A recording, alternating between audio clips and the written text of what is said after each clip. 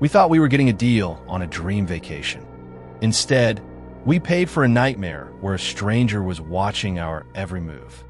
My wife, Romy, and I had been planning a getaway for months. Work was stressing us both out. She's a teacher, and I'm in sales. So when we found this Airbnb on a small island off the coast of Florida, it seemed perfect. The photos showed a gorgeous 2-bedroom cottage right by the beach. The price was what really got us, only $150 a night. It was way cheaper than anything else we saw, and I remember thinking, this is too good to be true, but we booked it anyway. Looking back, the reviews should have stopped us. They all mentioned the owner, a man named Mr. Harland, charging extra fees for the smallest things. People called him strict, but we figured they were just complainers. 2 nights before we left, he messaged me on the Airbnb app and asked if he could call me. I'd stayed in dozens of Airbnbs, and no host had ever wanted a phone call. It felt weird, but I agreed. He called right away, and we talked for like 20 minutes. He asked about my job, why we were vacationing, and even what Romy did for a living. It started polite, but then it got personal, like he wanted to know our daily routines. After the call, he sent a 27-page PDF of house rules. It was insane. Do not touch the thermostat, no guests allowed. Furniture must remain in exact positions. He even made me confirm I'd read it and needed Romy's full name, number, and email. The house itself matched the pictures, but it felt dated and strange. And everything was labeled. I mean everything. The cabinets, the fridge, shelves. It gave me a weird vibe, like the house was set up for inspection, not for living. From the start, I had this uneasy feeling like someone was watching us. Romy felt it too. We'd be talking, and I'd pause, thinking I heard a faint click or hum. The house had no obvious cameras, but there was this one modern Wi-Fi thermostat that just stuck out. On our 3rd night, a storm hit, and the power flickered out. When it came back, the Wi-Fi was down. Before I could even check my phone, Mr. Harland messaged me, "Power outage." My housekeeper said hers went out too. I see the thermostat disconnected. Please reconnect the Wi-Fi ASAP. How did he know? He was supposed to be on a mainland, hours away. How did he see the thermostat? It hit us then. He had remote access to it. I started looking around more carefully and found them. Tiny hidden cameras peeking out of smoke detector, the kitchen, the hallway, and one in the bedroom aimed at the bed. Romy freaked out. We covered them with tape, but it was too late. He'd seen us unpacking, eating, even changing clothes. I messaged him about the cameras. He replied, "For security only, standard in rentals. But Airbnb's policy says hosts have to disclose cameras." He hadn't. We wanted to leave, but the ferry only ran twice a day. But we paid up front. Things got weirder. I saw a black SUV parked down the street. Later, Mr. Harland messaged again, enjoying the beach. Saw the weather's nice. How did he know? We hadn't posted anything online. We realized he must have had spyware on the Wi-Fi network. We decided to leave the next morning. As we cleaned, I found a small notebook under the bed. It had handwritten notes about previous guests. Couple argued in the kitchen. Extra cleaning fee. He'd been logging everything. That final night was hell. The power went out again. I heard scratching at the window. Then my phone buzzed. It was him. Wi-Fi down again. Housekeeper checking in. Headlights flashed outside. The SUV was back.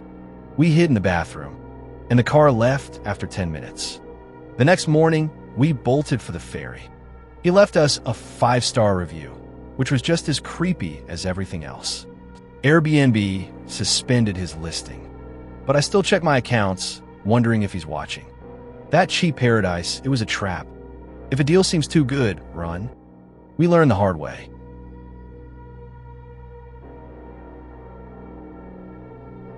Everyone's had that feeling.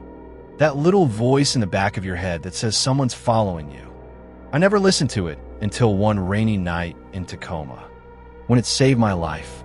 2 years ago, on a rainy Thursday night in Tacoma, Washington, I was walking home after a closing shift at work. It was late, around 10:45 p.m.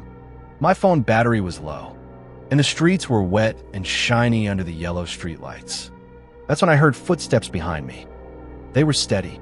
I glanced back and saw a man about half a block away.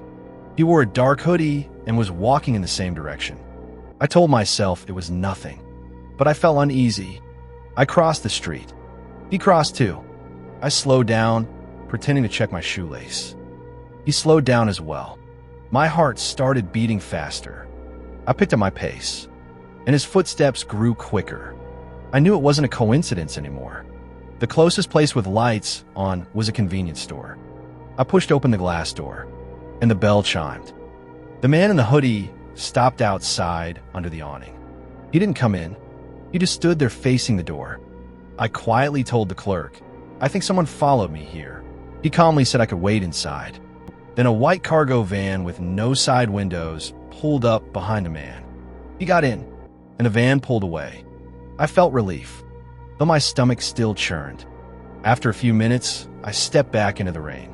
I chose the main road, walking fast, keys in hand.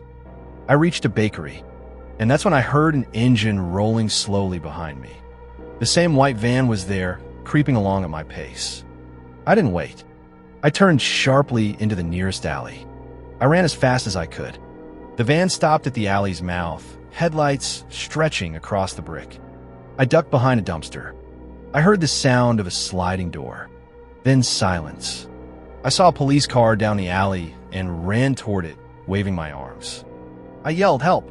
The officer, a woman, stepped out. I pointed back at the alley and told her about the van. She told me to get in the back of her car. We drove to the alley, but it was empty. My umbrella was lying in a puddle. She asked for a description of the van and the man, and I gave her every detail. She said I did the right thing by coming to her, and that next time I should call 911 right away. She drove me home. I sat in the back of the car, still shaking. I locked the door twice and sat on the floor in my wet clothes. I bought pepper spray the next day and started avoiding late walks. They never caught the van. Sometimes when it rains, I still hear footsteps behind me, and I picture that dented white van creeping along the curb.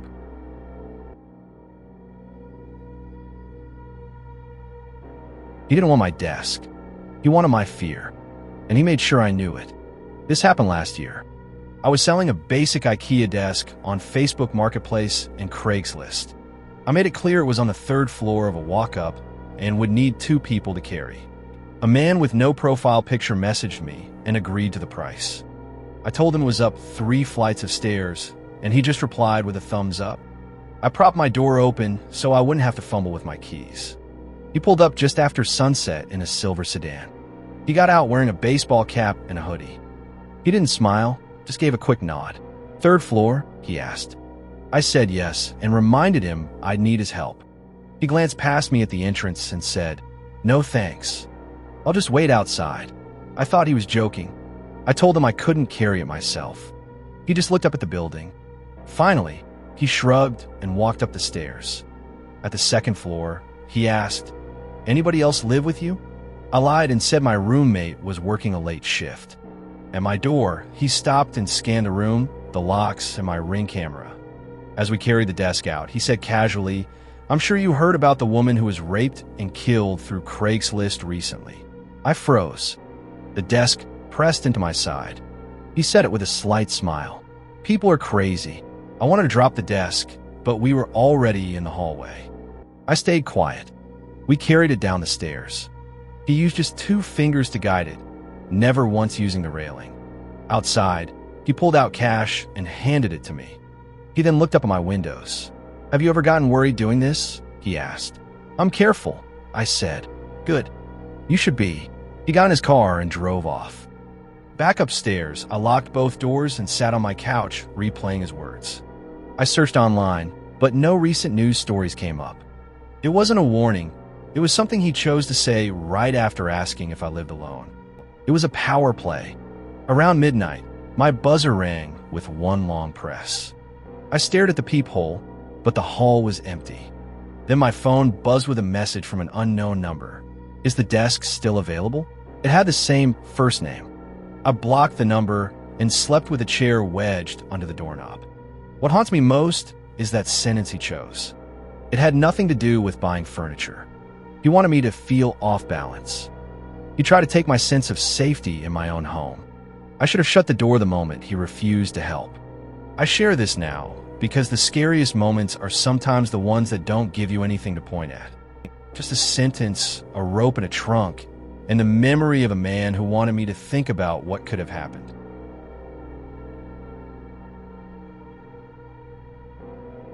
My boss was an old man with a heart of gold and a bad habit of smoking a pipe. When he passed away, the smell of his tobacco faded from the hallway.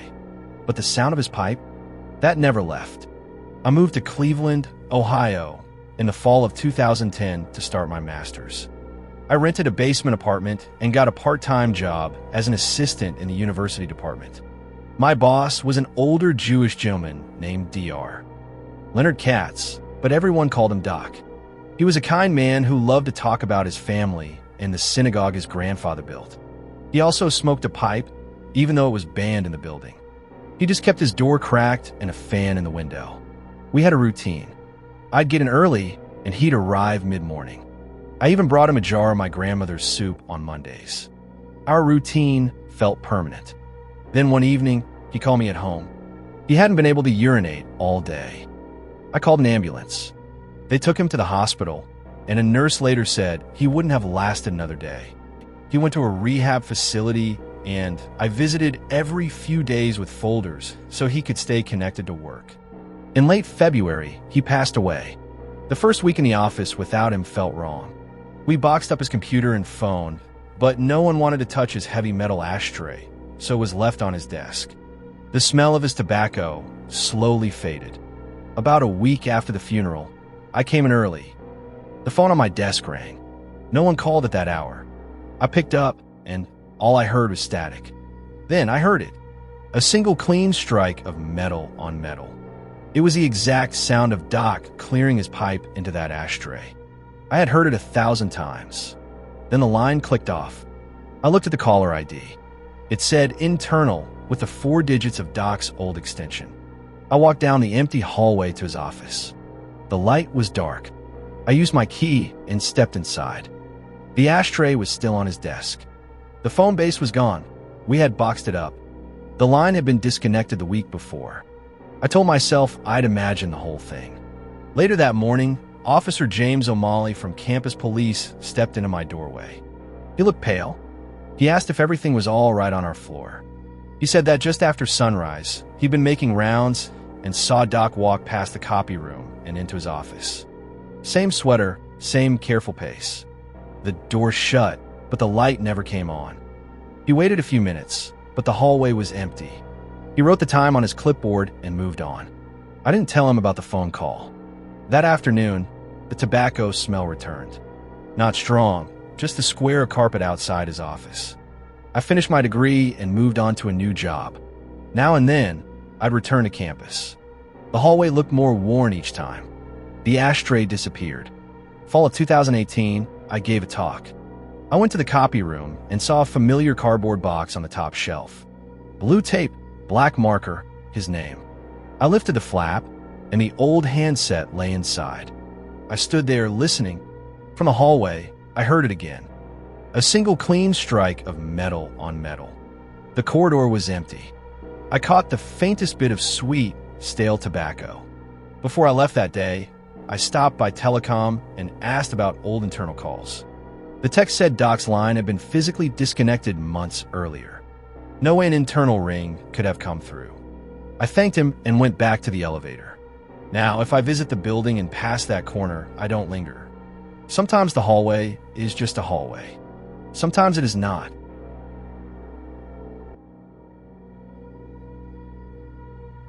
My son was a little boy who loved hide and seek. I thought he was just playing a game in a corn maze. I was wrong. He was hiding from a predator. It was a crisp October day in 2019 when my wife, Sophia, our 6-year-old son, Tommy, and I drove out to a pumpkin patch near Gretna, Nebraska. We heard about it from friends. It had hay rides, pumpkin picking, and a massive corn maze that covered 10 acres. Tommy was so excited to get lost in the maze, and Sophia and I just laughed it off. We got there around noon. The place was packed. We did the fun stuff first, then headed to the maze. They gave us a map, but Tommy begged to play hide and seek. The cornstalks were 7 feet high, dry, and rustling in the wind. We started playing, and at first, it was fun. But after 10 minutes, no sign of him. Sophia and I started to get worried. We called his name, but the maze was disorienting. By 4 p.m., the staff announced the maze was closing.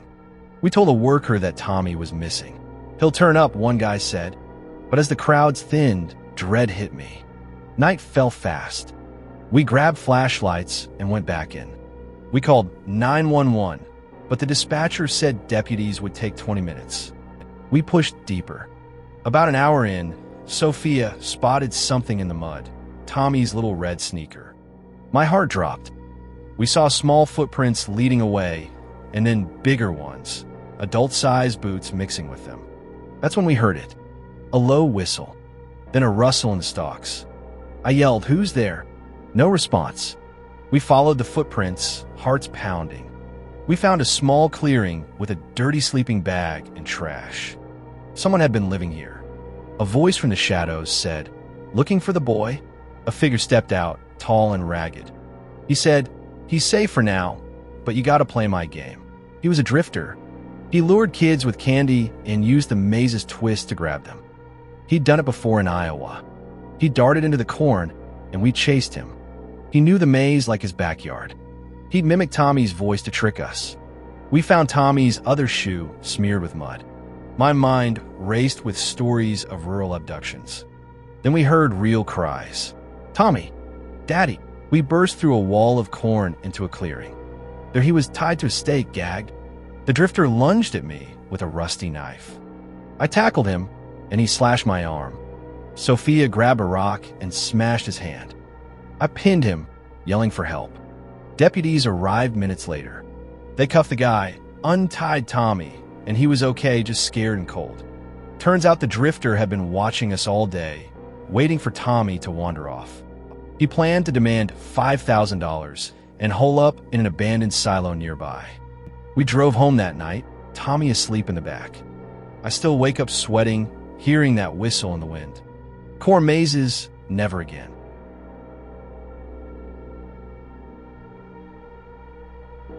My cousin Leah was a kind, smart girl with her whole life ahead of her.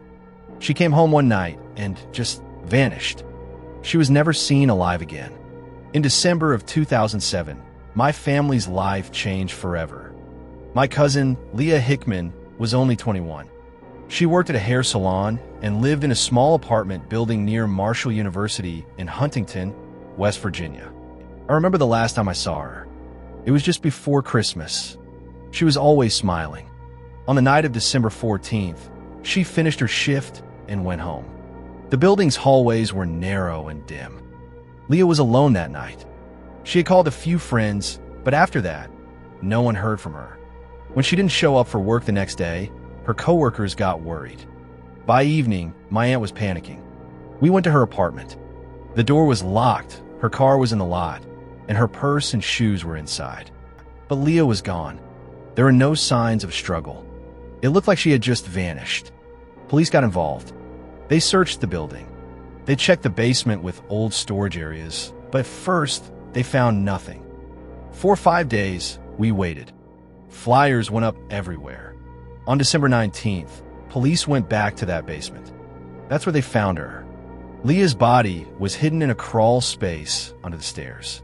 To know she had been so close the entire time while we were walking above her, searching for answers, makes me sick. The case became huge news. Police questioned everyone, but no one has ever been arrested for her murder. What makes it so terrifying is how ordinary that night was. Leah went to work, came home, and then at some point, someone entered her life and ended it. There were no alarms, no loud noises, just silence. An apartment is supposed to be a safe place, but for Leah, it became the place where her life was taken. I still drive past that building sometimes. It looks so normal from the outside. Students go in and out, probably with no idea what happened there. We've kept her memory alive, but it's painful knowing that justice never came. We still don't know who took her away from us or why. Whoever did this might still be out there. It could happen to anyone. Leah was only 21. She had her whole future ahead of her. And on one ordinary December night, she disappeared from us forever.